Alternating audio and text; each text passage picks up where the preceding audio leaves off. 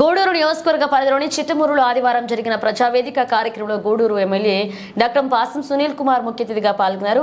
ఈ సందర్భంగా ఆయన మాట్లాడుతూ ముందుగా ఈసారి తనను ఎమ్మెల్యేగా గెలిపించినందుకు చిట్టమూరు మండల ప్రజలకు ధన్యవాదాలు తెలియజేశారు. గతంలో ఎమ్మెల్యేగా గెలిచినప్పుడు నియోజకవర్గంలో 2,500 కోట్ల రూపాయల వరకు అభివృద్ధి పనులు చేయడం జరిగిందన్నారు. కానీ 2019 ఎన్నికల్లో ఎందుకో ప్రజలు తనకు ఓడించారన్నారు. ఎందుకు ఓడించారో ఎవరికీ అర్థం కాదన్నారు. తర్వాత 5 ఏళ్లలో ఇలాంటి అభివృద్ధి జరగలేదన్నారు.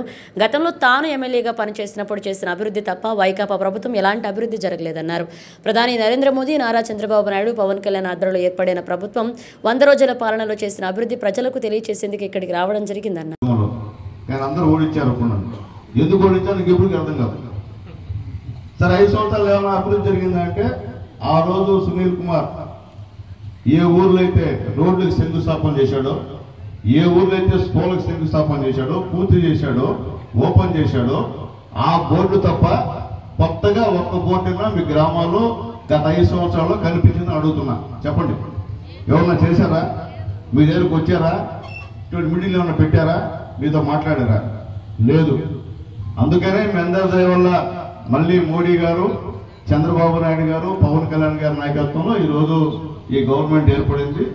దానికి కారణంగా మా నాయకులు 100 రోజుల్లో మనం ఏం చేశాం ప్రజలకు మీరు చెప్పండి అంటే 5 సంవత్సరాలకు ఒకసారి చెప్పడం కాదు. ప్రజలకి ప్రతి 100 రోజులకి ప్రజలకు మనం ఏం చేశాం, వాళ్ళు ఆశించింది మనం కొంతమేరకన్నా వాళ్ళు చేసామా లేదా అనేది మొత్తం డిపార్ట్మెంట్ల వారీగా తెలియజేయమని చెప్పారు. కాబట్టి ఏ వేదిక మీదైనా రాజకీయ నాయకులు గంట మాట్లాడతారు, అధికారులు కొద్దిసేపు మాట్లాడతారు.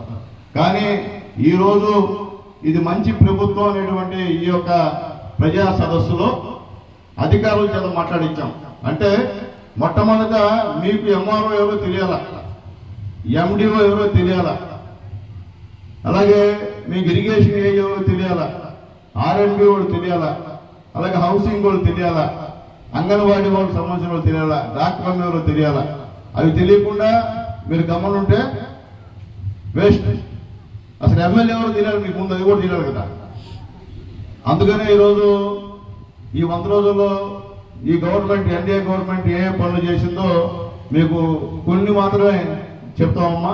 అన్ని చెప్పాలంటే టైం సరిపోయేటువంటి పరిస్థితి కాదు. మీ అందరూ తెలుసు, గెలిచిన వెంటనే చంద్రబాబు నాయుడు గారు ముఖ్యమంత్రి అయిన వెంటనే 1వ తేదీ కల్లా ఆ రోజు ఎలక్షన్ వాగ్దానంలో 3,000 పెన్షన్ ని 4,000 చేస్తారని చెప్పేటువంటి వ్యక్తి నారా చంద్రబాబు నాయుడు గారు. జగన్మోహన్ రెడ్డి గారు చెప్పారు అంతకుముందు కూడా. ఏం చేశాడు? 3,000 పెంచుతున్నాడు. 2,000 మనం ఉంటే 2,000 చంద్రబాబు చేస్తే నేను 3,000 చేస్తా అన్నాడు. ఎప్పుడు చేశాడు? 5 సంవత్సరాలు చేశాడు. నిజమాబద్ధమా? నిజమాబద్ధమా చెప్పండి. కానీ చంద్రబాబు నాయుడు గారు గెలిచిన వెంటనే 1,000 రూపాయలు పెంచి 4,000 పెన్షన్ ఇచ్చాడు. రిమైనింగ్ చెప్పిన మాట ప్రకారం 3 నెలలు ఉంటే దానికి కూడా 1,000 రూపాయలు అయినా మొత్తం 7,000 రూపాయలు మీకు మొట్టమొదటి నెల పెన్షన్ ఇవ్వడం జరిగింది. నిజామాబాద్లో తల్లిదండ్రులు చెప్పండి, ఇచ్చారు లేదా? మళ్ళీ మీరు వాలంటీర్లు రాజీనామా చేశారు. అన్యాయమైన పరిస్థితి. వాలంటీర్లు రాజీనామా చేయడం అర్థం కావట్లే. ఆ బిడ్డలు చదువుకున్నారు, డిగ్రీ చేశారు, ఎంబీఏ చేశారు, ఎంసీఏ చేశారు. ఆ బిడ్డలందరూ ఉద్యోగాలు వాలంటీర్ని వాళ్ళకి ఇచ్చే జీతం 5,000 రూపాయలు మాత్రమే. 5,000తో ఉద్యోగం ఇచ్చి వాళ్ళ దగ్గర బండ చాకి చేర్చుకున్నారు. చేర్చుకున్న తర్వాత ఎలక్షన్ వచ్చే లోపలికి మర్యాదగా మీరు రిజైన్ చేయండి. రిజైన్ చేయకపోతే మీ ఉద్యోగాలు ఉండవు.